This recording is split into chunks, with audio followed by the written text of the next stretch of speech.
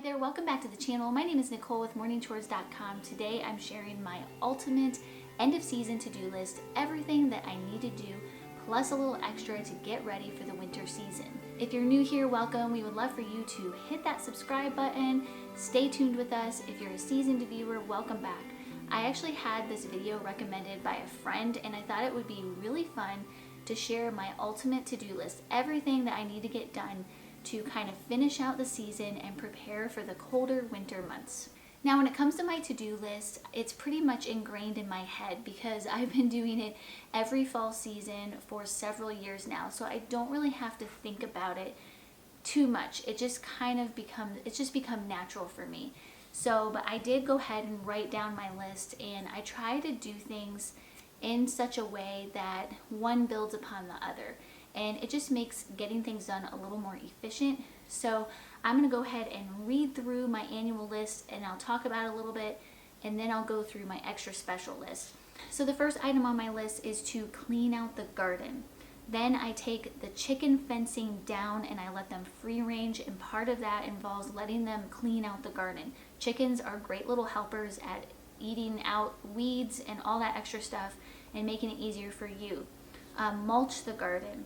Deep clean the chicken coop, winterize the chicken coop. We have several videos on that. I'll link them in the description box below. Put away all the outdoor furniture, plus put all the cushions away. So usually I wash them and then I store them in my basement. I store all the extra yard toys in the shed because we're not playing with them as much in the winter time.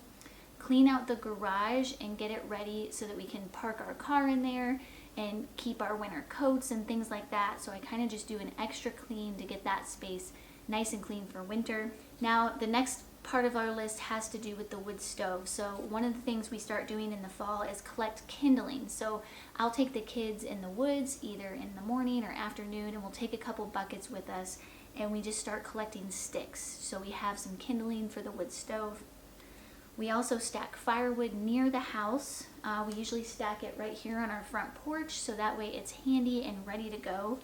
We also prep our wood stove. Now, we normally get our wood stove inspected and the chimney cleaned in the spring. So in the fall months, prepping the stove just means bringing all the tools up from the basement and getting them set up back here. We also bring our wood storage here, which it doesn't have wood in it yet. And we just do a quick clean of the wood stove and just get everything ready to go so it can be used as soon as that cold weather hits. Now, as far as the house goes, some of the things that I like to do is I like to take down all the curtains and wash those and rehang them. I also usually wash all of the windows. I try to do that once in the fall and once in the spring, just because we live in the country, we live on a dirt gravel road, and we also have a wood stove. So all of those things make the windows just get extra dirty. So I try to wash them usually fall and spring, and that seems to be enough to maintain them. My dad and I used to have a window cleaning business together, and one thing I learned is that washing your windows actually helps sustain the lifespan of your windows. It will make them last longer, so make sure you wash those windows. The last thing that I do usually as far as getting ready for winter, colder weather, is I get all of the snow coats and the snow pants and the boots out. I get all that stuff out, make sure everything fits everybody, and I get those hung up in the right places so that they're ready to go. So that concludes my annual to-do list. Now let's talk a little bit about my extra to-do list. And thankfully I didn't have a lot on this list this year. The only thing I did was I put plastic over the entire garden, which I spoke about in my previous video, but that's something I normally don't do. I usually just mulch it, but we weren't able to do mulch this season. We're actually gonna do it in the spring. So we went ahead and laid the plastic down. So that was just something a little extra to do, but honestly, I think it was a little easier than spreading mulch. So it really wasn't that big of a deal. And then the only other extra thing I had to do on my list was I had to stain the play set. We built the play set, or my husband built the play set a couple of years ago, and we had never stained it.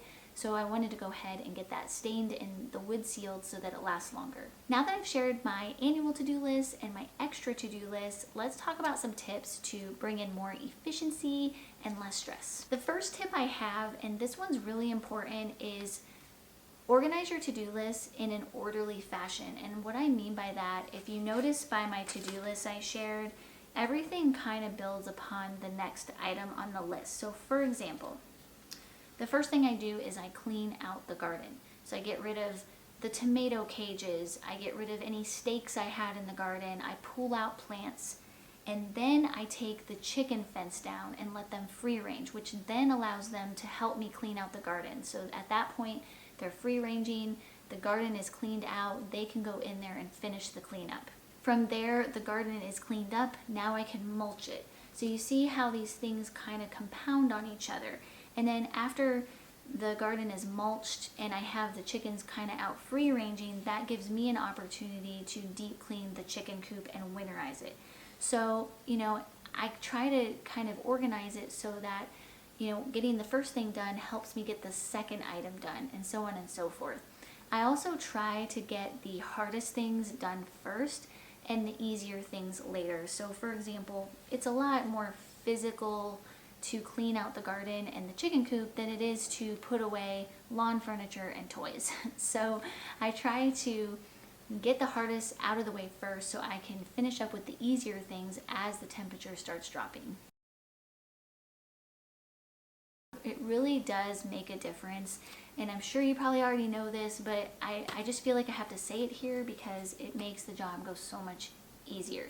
So for example, having the right tools to clean out the garden, having the right things in place to winterize your chicken coop, and then also storing these items in the same place so that you're not spending a half an hour looking for the right tool. Or, we always switch out our waterer in our chicken coop with a heated waterer for winter.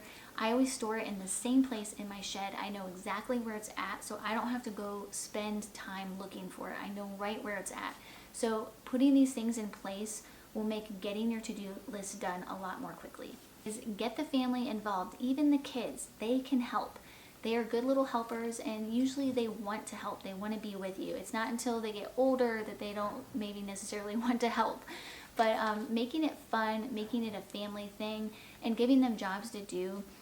For example, my son, he's 3 and he loves to work. Like even today, he was helping me plant garlic in the garden, which we have a video on that as well if you want to check that out.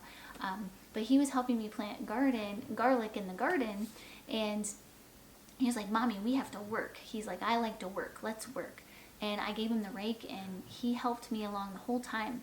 So same thing with older kids. Older kids, you can give them maybe even some bigger responsibilities, but get the kids involved, get the whole family involved, and just kind of make it a fun thing. I would love to know in the comments section below, what do you guys have on your to-do list that I did not mention? Especially if you have more animals than we do. I know those of you that have goats and sheep and cows, you probably have a bigger to-do list to get ready for winter. So let us know in the comments section below. Thank you again for joining us and taking time out of your busy day to watch our video. Take also the time to head over to morningchores.com. There's all kinds of information on homesteading, animal husbandry, gardening, and much, much more. Have a great one, and we'll see you on the next video.